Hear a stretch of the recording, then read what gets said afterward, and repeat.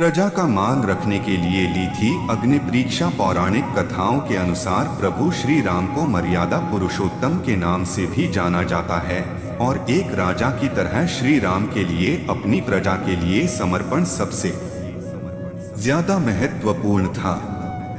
ऐसे में जब लंबे समय तक रावण की कैद में रहने के बाद माता सीता श्री राम के साथ अयोध्या लौटीं, तब उनकी पवित्रता को लेकर समाज के एक वर्ग में संदेह होने लगा।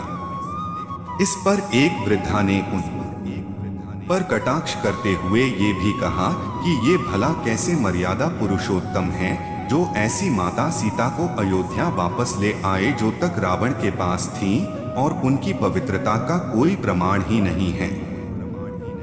जब श्री राम को ये बात पता चली तो उन्होंने प्रजा के कल्याण के लिए माता सीता को अग्नि परीक्षा देकर अपनी पवित्रता को सिद्ध करने के लिए कहा। प्रभु श्री राम की बात सुनकर माता सीता अग्नि में समा गई।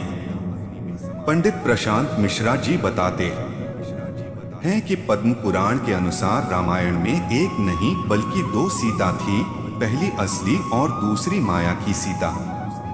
इसकी कथा के अनुसार एक बार लक्ष्मण जी जब कंदमूल फल लेने वन को गए हुए थे, तब प्रभु श्री राम ने माता सीता से कहा कि अब मैं नर लीला करूंगा और जब तक मैं राक्षसों का विनाश करूंगा तब तक आप अग्नि में निवास करें।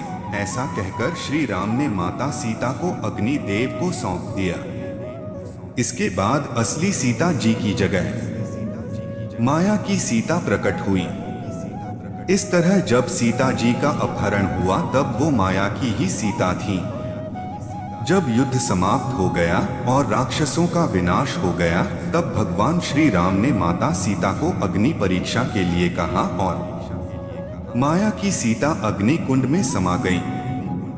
माया की सीता के अग्नि में समाते ही असली माता सीता अग्नि से बाहर आ गई और इस पूरी अग्नि परीक्षा का सिर्फ एक यही कारण था।